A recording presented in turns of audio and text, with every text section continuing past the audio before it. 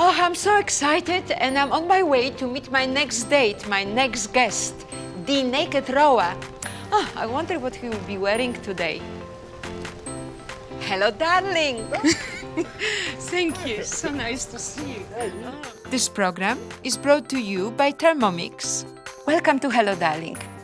Today, my very special guest is Barton, the first man in the world to row solo from Australia to Africa in support of youth mental health.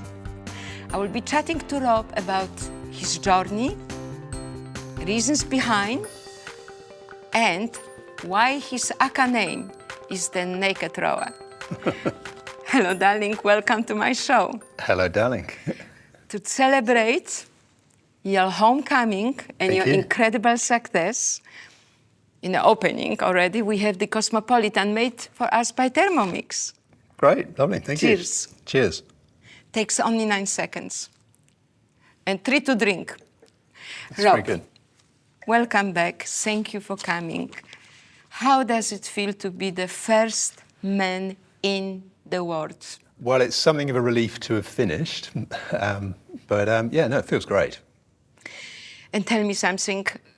You came back how long ago now? I finished at the end of July, so I've been back for, 3 months, yeah. I have so many questions, obviously about the journey, about the biggest surprises, challenges. But maybe we start with the most important thing. What made you do it? Well, look, originally it was just because I wanted to have an adventure, but along the way that kind of changed, because after having decided to do it about 2.5 years ago, I discovered, I came home from, I'd been on surf patrol down at the beach. I came home, lovely day on the beach, and I came home and found my daughter throwing up. And it transpired that she'd actually taken an overdose in an attempt to take her own life. Now, I'm very pleased to say that she wasn't successful. She's still with us today. She's so much better today, 2.5 years on. But it was obviously a pretty confronting situation. And following on from that, I became aware of a youth mental health charity, Zero to Hero. And they basically, through education, help to identify, and their focus is really around prevention and identifying youth and identifying mental health issues amongst our youth. And they work with them to stop this sort of thing from ever happening. And how important is to have a conversation? And what came to your mind as a father, as a parent, when you discovered where your beautiful daughter was then mentally? And she obviously supports us talking about it. She does, yeah. Yes. I think she's incredibly brave in allowing her story to be shared, because I grew up in a generation where mental health was not something that was talked about. In fact, I only discovered fairly recently that my grandmother, I never met my grandmother. She took her own life before I was born. Wow. And I only discovered that she took her own life. I always thought she just died, but it was only in the last few years after Jess's incident that I discovered it. So that was like swept under the blanket. It wasn't spoken about. Yeah, there's so much stigma around mental health that it was just something that wasn't talked about in our family. We were very much just pull yourself together and get on with it. That was how I was brought up, and that's really how I brought up my own kids as well. I didn't have an understanding or appreciation of mental health at all. So the last 2-3 years has been a journey for me as well, about sort of discovering about how important it is, that we just try and, I suppose, deepen my own understanding of it and try and sort of share that amongst other people of my generation who perhaps, didn't talk about it either. Yes. So your biggest takeaway from the experience, and of course from the journey that we're going to speak about, I can't wait, is to continue the conversation? Yeah, absolutely. And also, as much as possible, to continue to raise money for Zero to Hero, who are, they're out in schools providing education programs, they're running camps. They're taking school leaders into those camps, which, they provide those camps for free. So that's where the sponsorship goes, if you like. That's where fundraising goes. Absolutely. Is into getting school leaders to. So your aim train. is to raise how much? Well, I was aiming for 300,000. I'm up to about 142, I think, at the moment. So Fantastic. There's still a bit of way to go. Yes, Yep. but we're going to, of course, announce so the people the viewers, the public that is watching our show can continue donating, yes? They can indeed, yeah. There's a link on my Facebook page, Rob's Row. Yes. There's a link to a My Cause link, which you can go to and donate on a tax-deductible donation as well. So, yeah, go to so My Cause. So win-win-win situation. We will Absolutely. spread the news and encourage everyone to support it. Yeah. Rob, now to your actual journey. Take me through the preparation, take me through the day you made the decision, because I believe you come from tradition in family of sailing, and sailing is very close to your heart. Yeah, so my grandpa was a big sailor. He sailed across the Atlantic about 20 times. Oh, as you do. As you do. Yeah, he used to sail across for the winter in the Caribbean and back to the Med for the summer. But my dad, my mum and dad, they sailed around the world as well. So when I started looking for an ocean adventure, I didn't want to do sailing at that time because someone in the family had done it. I wanted to do something a bit different. And it was on YouTube, actually. I went down a bit of a tunnel on YouTube and came across this young lady, Sarah Uten, who, at the age of 24, she rowed from Fremantle to Mauritius. Okay. And when I saw that, I thought, yeah, I'll do the same thing. But when I started researching it, I found that actually no one had ever rowed all the way to Africa. Yes. So I thought, well, if I'm going to embark on this row, I might as well try and do something that's never been done before. So that's why Do you always Africa. put your bar higher than others? Are you always aiming? Well, no, I don't really. I was really happy to do what Sarah had done because I thought what she did was pretty amazing. But it was only because I just found that no one had been to Africa. I thought, well, why not? Why not? So, yeah. Rob, rowing, obviously, is moving forward, but going backwards. You only see where you're coming from. That's right, yeah, but absolutely. you don't see where you're going. No, you don't, yeah. Tell me the feeling about it. Didn't you feel sometimes restricted, claustrophobic? No, because you get seeing where you've come from. I mean, you're seeing the horizon and the ocean all the way from where you are all the way to the horizon. So yes. And you can look left and right, and you can stand up from time to time, stand up on the boat and look over the top, and see where you're going. But it is it's a bit weird. More so when you're close to land and you're arriving somewhere. But once you're out on the ocean, seeing the horizon behind you is not much different to the one that's in front. You know, when I was preparing myself for a conversation and I actually analyzed the difference between rowing and sailing, very blunt question, sailing you look, but it's actually not. I thought rowing, you don't see where you're going. It's almost like the world is today. The world doesn't know where we're going. Well, that's true. Yeah, pretty troubling times. Yeah. And your only companion was Wilson. Wilson, yeah. Wilson, welcome to the show. Tell me, how did Wilson help you through the journey?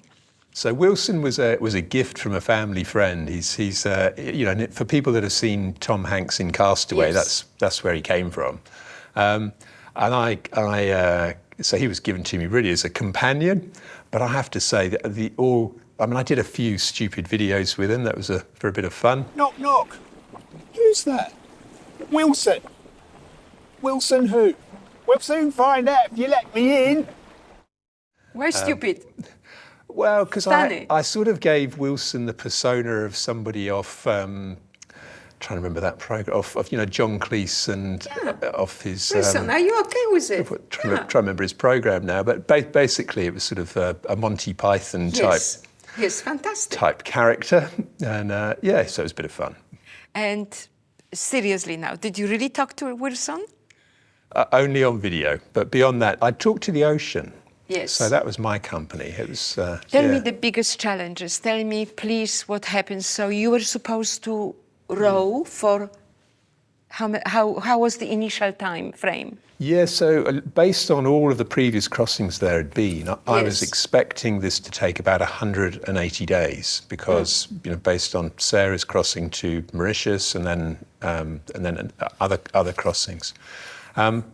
But I partnered with, so Professor Phil Watson at UWA, he assigned 2 PhD candidates and an undergraduate to help me with, well, actually I say help me, they did all the work. They did a whole load of research to identify the best place to leave from, Yes. the best route to take, the best time of year to go. So they did heaps of work looking at the last 20 years worth of actual weather conditions. And off the back of that, we identified Carnarvon as being the best place to leave from, and April the best month to go. So that's what I did. And that took, so going from 180 days as my initial time Yes. expectation, I ended up doing it in 86 days. Question: How did you achieve such a time frame? Are you so skilled, or you and winds, or luck? I put it down to the data modelling that UWA did. Yes. So leaving from the right place and then leaving with, mostly I had the winds on the beam, which is sort of coming at me from right angles, or wind coming from astern, from aft of the beam. So basically from But behind you can me. predict winds to a certain degree. Of course you can. Not to 100% degree of certainty, but historical, things are changing now with climate change. But looking at 20 years worth of historical data is a good indicator. It's not certain. And I did spend a few days sitting on sea anchor, which is it's a great big parachute that opens up under the water and stops you being blown the wrong way. So I did spend a few days on sea anchor, but not many given the length of the journey. So the work that they did was really brilliant. Invaluable. Yeah. Your preparation, health-wise, fitness-wise, how long did it take you? What did you have to do to be able to start? Yeah, the number one thing I had to do was put on weight. So Doesn't show. Yeah.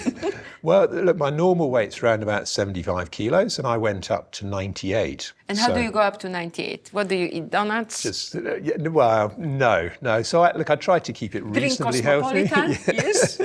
I'll have some more of that for sure. That's great. Yeah. So thank you. honestly, what period of time did you go to 98 kilos? About 8 months. So 8 months. That's a long time. Yeah. Okay, wonderful. So what did you eat mainly or you just ate everything you feel like? I ate more of what I would normally eat. So I had lots of oats. Yes. So every morning I had about 180 grams of oats for breakfast. I had moved from skimmed milk to full fat milk. And in the last month or so, I moved to what they call the GOMAD diet, which is gallon of milk a day. Gallon of milk a day. That's the GOMAD. Incredible. Cheers. Cheers. Okay, and then how much did you lose on your trip? So before I left, I lost a couple of kilos. I was back down to about 95, and then I lost another 15 kilos on the trip. So how to row naked and lose 15 kilos in 86 days. This will be our big hashtag. Yeah. Rob, take me through the day on a boat. Apart from saying good morning to Wilson, hello, darling. Yeah. How does your day go? So, Do you ever feel lonely?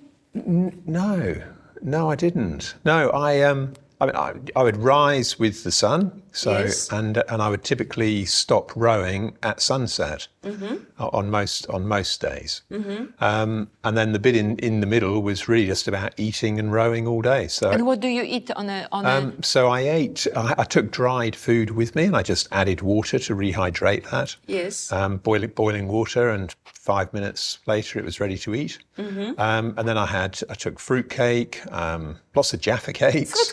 Fruit cake. Okay. Jaffa cakes and chocolate bars. What did you miss most in terms of food being on a journey? So dehydrated food. Initially, I really struggled to eat. I was really badly seasick for the first 2 or 3 weeks. And something happened 3 days to the journey? Yeah, that's right. So the night, so 2.5 days into it, the night of day 2, I guess. So I woke up at about 9 o'clock, 9:30 at night, and found water at my feet. Oh. So my In the boat, you mean? inside the boat, Yeah. I was fast asleep, and yeah, basically water was lapping at my feet, and that woke me up. Wow. And I discovered that water was, well, I couldn't work out where the water was coming in at that time of night, so I basically just bailed and sponged all the water out, got it all out of the boat. And I had a quite sleepless night that night. I woke up every hour or so to bail out the boat, get rid of the water. And then the next day, I hadn't eaten since leaving. I had breakfast before I left on the day that I left. So we're talking now 2 days into a journey. So at that point, it was then 3 days in. 3 days. So Nothing yeah, to eat. Nothing Did you to drink? eat. Drink a lot of water, of course. Everything I drank came up straight away. Wow. So I was dehydrated. I was feeling really sorry for myself. Yeah. I was not in a good way. And I decided I'd turn around and come home. So I called my shore manager. I had satellite comms. I called him up and said, I've had enough. And of course, I blamed the boat. Nothing to do with me.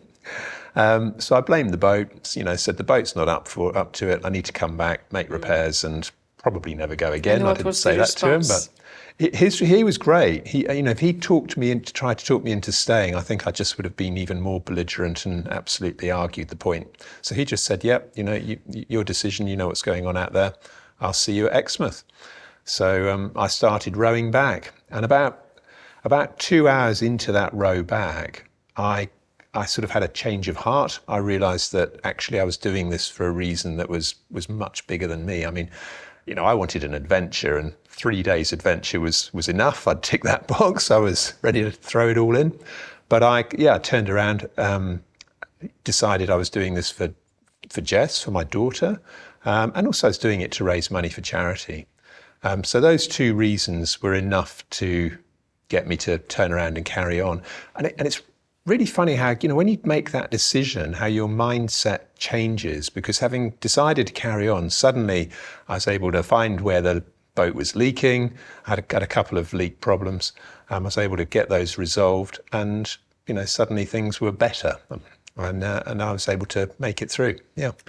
Would you think, looking back, that there was some kind of a reverse psychology from, where I'm coming from? I'm just thinking men always remain boys. If the reaction would be, you have to do it, you're doing this for the cause. Maybe your no's would be even stronger than the yeses, but because you were left to do your own judgment and you were told, great, come back. Yeah. You actually reflected yourself? I think so. So, yeah, absolutely. A lesson for parents? Yeah. Yeah, well, you're right, yeah. Yeah, because when you sit down and have an argument with someone, people just dig in, and they don't want to give up. And I think you have to acknowledge people's state of mind at this moment. Yeah. Talking at this moment. At the moment now, I see everywhere on YouTube, silent walking, phenomena. Okay, finally, what's silent walking? Silent walking is walking without doing other things in the same time.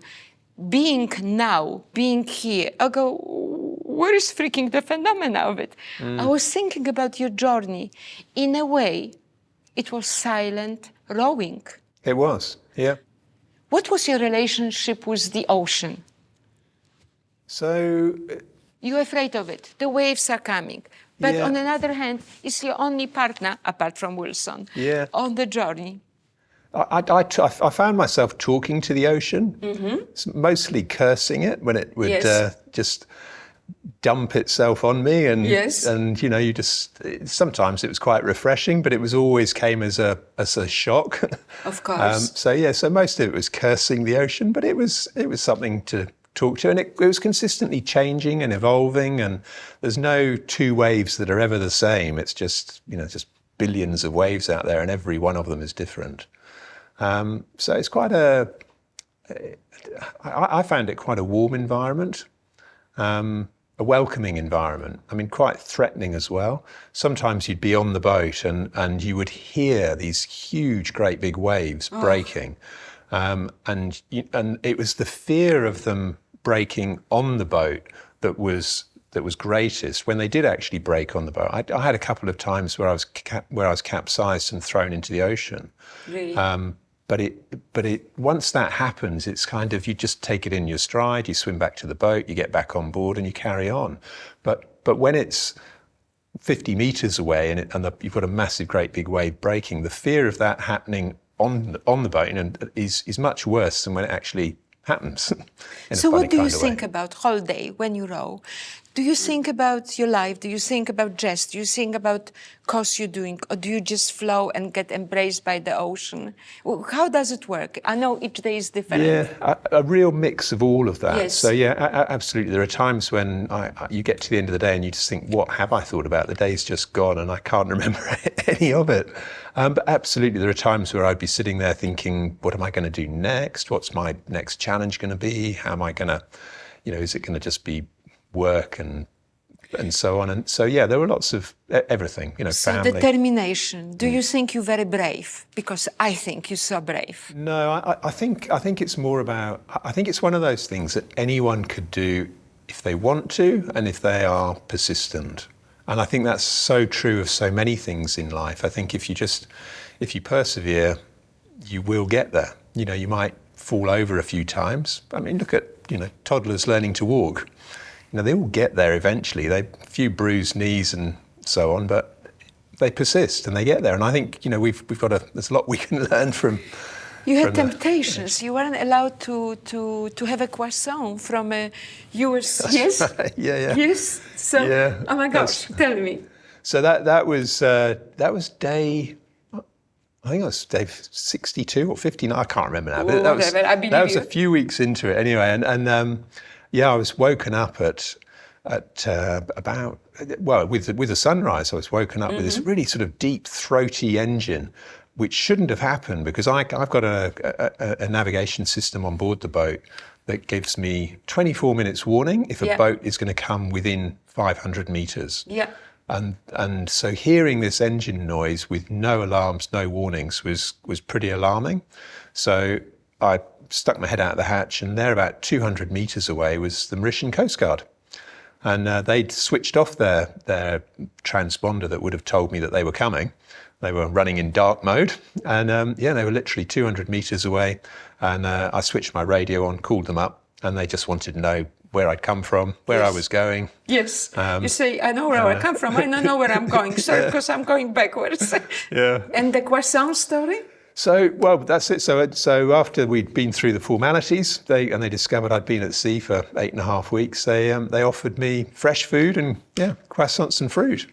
But sadly, I had to say no. So how hard was it? So it was hard, but look, I was doing this as an unsupported solo row, and if I'd accepted food, it wouldn't have been unsupported. So yeah. Rob, one more question before I ask you for your recipe for life. Why naked? Well, look, wearing clothes, basically you get salt into the clothes, it dries, and then you get salt crystals that cause salt sores. So naked, sitting on a sheepskin seat cover, that sheepskin wicks away the salt and the water and just stops you from getting salt sores. So that's key reason. And no laundry, of course. You know what? I'm thinking you never had a problem. What do I wear today? And were you never cold?